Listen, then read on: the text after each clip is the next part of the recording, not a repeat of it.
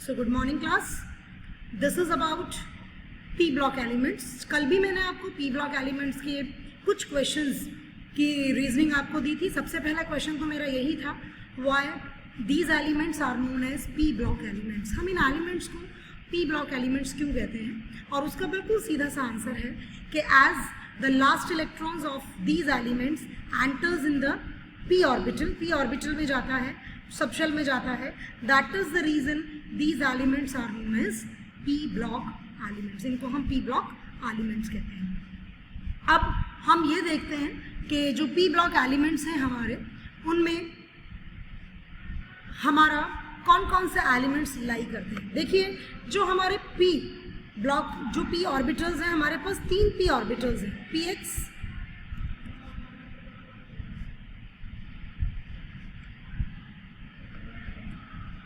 P x, p y and p z. ये 3 combination हमारे पास होते हैं। We know that in a single orbital we can fill only 2 electrons. हम एक ऑर्बिटल में 2 इलेक्ट्रॉन्स भर सकते हैं जिनके क्वांटम नंबर्स सेम होंगे, एक्सेप्ट व्हाट, किसको छोड़कर, सिर्फ उनके स्पिन को छोड़कर। एक्स में जो इलेक्ट्रॉन आप फिल करेंगे, पी ऑर्बिटल्स होते हैं हमारे पास, उनमें हम 2-2 इलेक्ट्रॉन्स फिल कर सकते हैं मैक्सिमम एक ऑर्बिटल में। तो पी में अगर मैं पी शेल की, सब शेल की बात करूं तो बेटा यहाँ पर सीधी सी एक बात है, मेरे पास जो टोटल इलेक्ट्रॉन्स आएंगे दैट इज 6।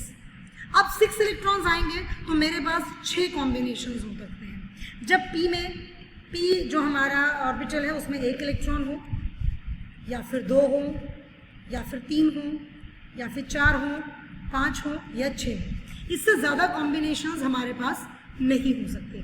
अब सीधी सी बात, जो हमारा ऑर्बिटल जिसमें, या जो हमारा एलिमेंट, बेसिकली ऑर्बिटल नहीं कहूँगी, एलिमेंट कहूँगी, जिस एलिमेंट में हमारा 1 इलेक्ट्रॉन है, दैट बिलोंग्स टू 13 ग्रुप, वो 13 ग्रुप को बिलोंग करता है।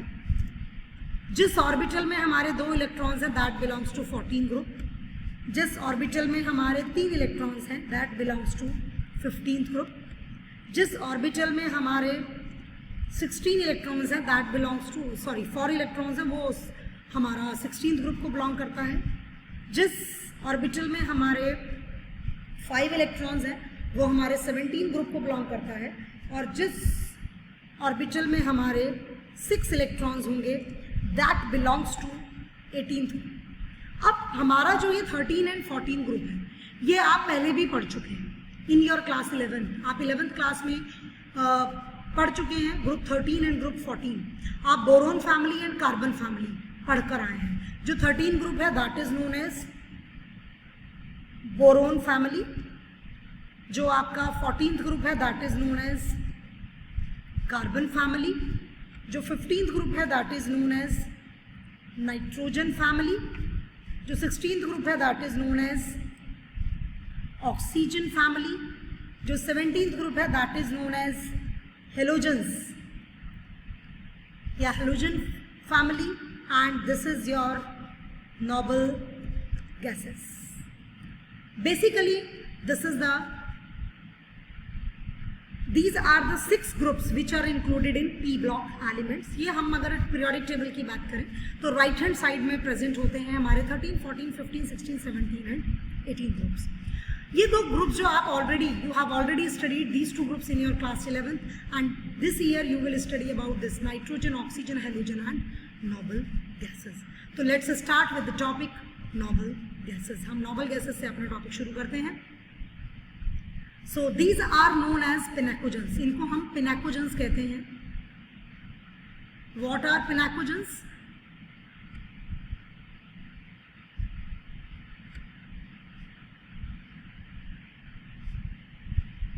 Group 15 elements are known as pinacogens। In group 15 elements को हम pinacogens कहते हैं।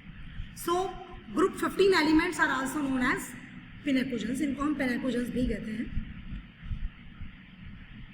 Now these are the elements nitrogen, phosphorus, arsenic, antimony and bismuth. Last वाला लर्न करने की जरूरत नहीं है। वैसे मैंने जो लास्ट इलेक्ट्रॉन इसमें लास्ट एलिमेंट जो इसमें लिखा है, लास्ट ईयर आप लोगों को एक्सप्लेन किया था कि किस तरीके से इसका नॉमेनक्लेचर करते हैं, वो एलिमेंट्स जिनका एटॉमिक नंबर 100 से ज़्यादा होता है उनका नॉमेनक्लेचर कैसे किया जाता है. Last year I have explain this, ये मैं पिछले साल आपको एक्सप्लेन की थी. Now these are the 5 elements which are included in group 15. Nitrogen, phosphorus, arsenic, antimony, bismuth. ये वो ग्रुप है जिसके आउटर मोस्ट p ऑर्बिटल में 3 इलेक्ट्रॉन्स फिल होंगे, 3 इलेक्ट्रॉन्स होंगे. 2p3, 3p3, 4p3, 5p3 and 6p3. आप देख सकते हैं इसको लर्न करना बहुत आसान है. It is not a complicated job. इसको लर्न करने में कोई प्रॉब्लम नहीं है. ये कौन बच्चा है जो नेगी लिख कर आया है? ये 5 एलिमेंट्स को इंक्लूड किया है. These are the elements of group 15. अब इनको लर्न करना बहुत आसान है. नाइट्रोजन का एटॉमिक नंबर आपको लर्न है 7. उसमें 8 प्लस कर दीजिए, यू गॉट नेक्स्ट एलिमेंट. उसमें 18 प्लस कर दीजिए, यू गॉट नेक्स्ट. उसमें फिर से 18 प्लस कर दीजिए, यू गॉट नेक्स्ट. एंड उसमें 32 प्लस कर दीजिए, यू गॉट नेक्स्ट. उसमें फिर 32 प्लस कर दीजिए, यू गॉट नेक्स्ट. आप लोगों ने जो 9th क्लास में कॉन्फ़िगरेशन पढ़ा था ना, 2, 8, 18, 18, 32, 32, दैट वाज है, वो यहाँ पर है. अगर आप इसको फॉलो करेंगे तो इसको फॉलो करने से आपको पहले एलिमेंट का लर्न करना पड़ेगा, नेक्स्ट एलिमेंट्स का लर्न नहीं करना पड़ेगा. आपको एटॉमिक नंबर्स भी याद हो जाएंगे. और ऐसे ही कॉन्फ़िगरेशन लर्न करने का तरीका है. कॉन्फ़िगरेशन लर्न करने का तरीका है, पहले वाले में आप हीलियम ले सकते हैं, आपका नोबल गैस हीलियम आता है. उसके बाद आपका नियॉन है, देन आर्गन है, देन क्रिप्टन है, देन जिनॉन है. तो आप नोबल गैसेस को भी लर्न कर सकते हैं. This is the way how to learn the configurations of elements included in any group. So what are the general characteristics of these element? चलिए चलते हैं, थोड़ी सी जनरल कैरेक्टरिस्टिक्स देखते हैं.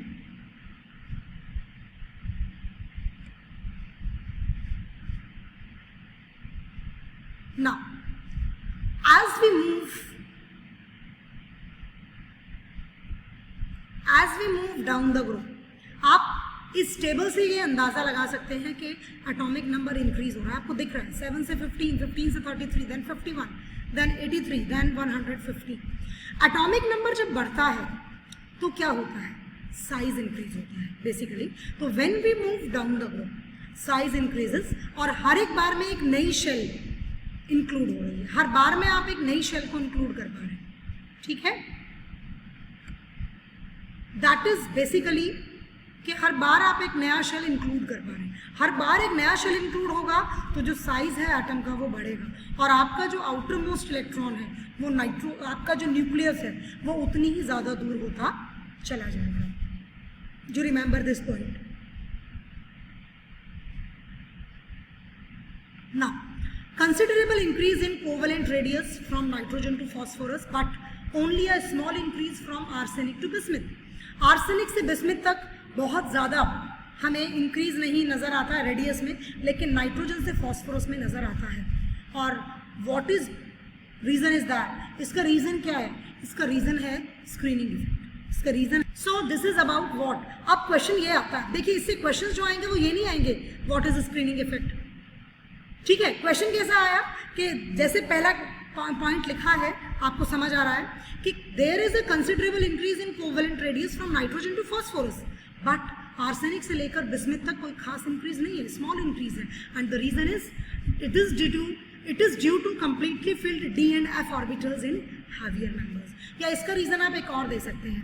आप जब डी एंड एफ ब्लॉक पढ़ेंगे तो वहाँ पे आप लेंथेनॉइड एंड एक्टिनॉइड कॉन्ट्रैक्शन पढ़ेंगे, हम वो भी दे सकते हैं. इसका स्क्रीनिंग इफेक्ट भी हम इसका रीज़न दे सकते हैं. स्क्रीनिंग इफेक्ट जो होता है वो क्या होता है? जो हमारे इनर शेल के इलेक्ट्रॉन्स होते हैं वो आउटर मोस्ट शेल को जितना अट्रैक्शन मिलना चाहिए, जितना फोर्स से न्यूक्लियस को अट्रैक्ट करना चाहिए उतना नहीं होने देते. वो न्यूक्लियस के चारों तरफ एक शील्ड बना लेते हैं. एंड दैट इज़ वाई जो आपके इलेक्ट्रॉन्स होते हैं आउटर मोस्ट शेल के वो उतना फोर्स नहीं डेवलप कर पाते हैं. And that is known as screening effect. वो पार्टिसिपेट भी नहीं कर पाते प्रॉपरली जो इनर ऑर्बिटल्स के इलेक्ट्रॉन्स होते हैं. Now the ionization enthalpy of group 15 elements is much greater than the group 14 elements. इसका रीज़न मैं आपको एक्सप्लेन करूँगी ऐसा क्यों है. कि वाई द ग्रुप 16 जो ग्रुप 14 एलिमेंट्स है और ग्रुप 15 एलिमेंट्स है, इसकी जो एंथैल्पी है वो ज़्यादा है. इसकी एंथैल्पी कम है, ठीक है। और अगर मैं इसकी बात करूं तो इसकी भी कम है। अगर मैं इन दोनों ग्रुप्स को कंपेयर करूं, बेटा जब हम अक्रॉस अ पीरियड मूव करते हैं, अक्रॉस अ पीरियड मतलब हम हॉरिजॉन्टल मूवमेंट लेते हैं, तो हॉरिजॉन्टल मूवमेंट में क्या होता है, हमारी आयनाइजेशन एंथैल्पी साइज डिक्रीज होता है तो वो बढ़ती चली जाती है। लेकिन 15 से 16 ग्रुप के केस में ऐसा नहीं होता। ग्रुप 15 की जो आयनाइजेशन एंथैल्पी है वो ज़्यादा है इन कंपैरिजन टू ग्रुप 16। उसका रीज़न क्या है ज़रा देखिए।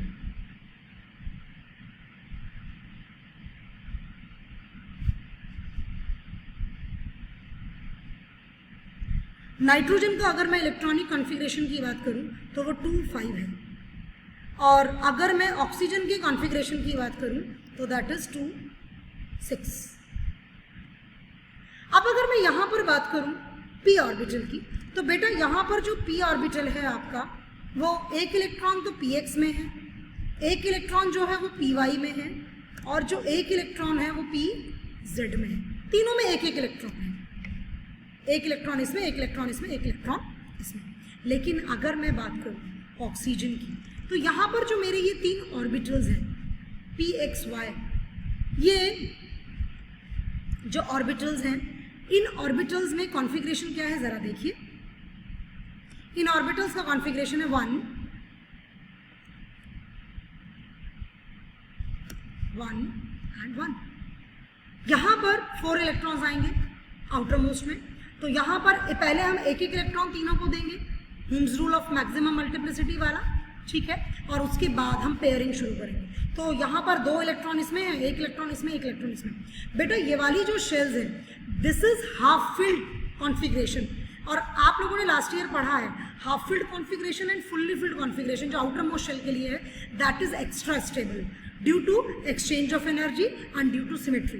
दैट इज वाई नॉर्मली अगर हम देखें तो ऑक्सीजन जो फैमिली है उसकी आयनाइजेशन एंथैल्पी नाइट्रोजन फैमिली से ज़्यादा होनी चाहिए, लेकिन नाइट्रोजन फैमिली में हाफ फिल्ड ऑर्बिटल्स हैं आपके, इसीलिए उसमें आयनाइजेशन एंथैल्पी उसकी ज़्यादा होती है in comparison to oxygen family. I think जो ये रीज़न है आप लोगों को समझ आया होगा। Physical properties of group 15 elements. बेटा all elements are polyatomic, ठीक है। पॉली एटॉमिक का मतलब क्या होता है? Poly means many, atomic means atom. मतलब अगर हम इनके एटम्स की बात करें, इनके मॉलिक्यूल्स की बात करें, तो वो मोर देन 1 एटम से मिलकर उनका मॉलिक्यूल बनेगा। नाइट्रोजन गैस है, बाकी सारे के सारे एलिमेंट्स जो है वो सॉलिड है। फॉस्फोरस है, एंटीमनी है, बिस्मथ है, all are solid, but your nitrogen is a gas. अब ये क्वेश्चन भी आता है, why nitrogen is a gas and rest of the elements are solid in nature, ठीक है। इस क्वेश्चन को मैं अभी आपको एक्सप्लेन करती हूँ, what is the reason. Metallic character, basically what is metallic character? Metallic character का मतलब है बेटा, एक चीज़ तो याद रखिएगा, नॉर्मली ये जो पॉइंट है ये सबके लिए कॉमन है।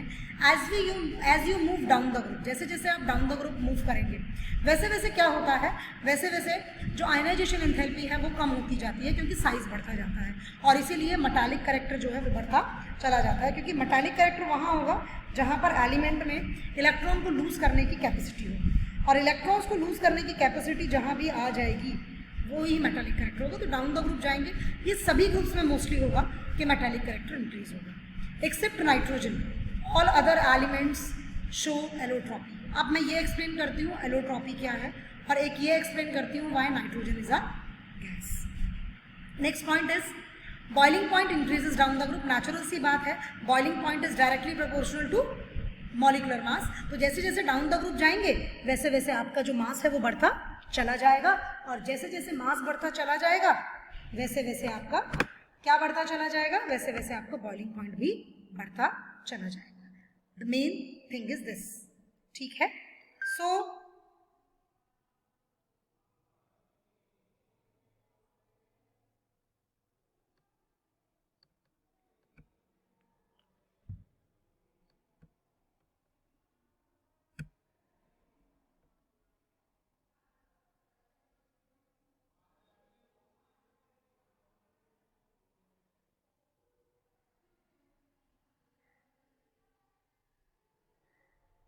क्लास मुझे सुन पा रही है?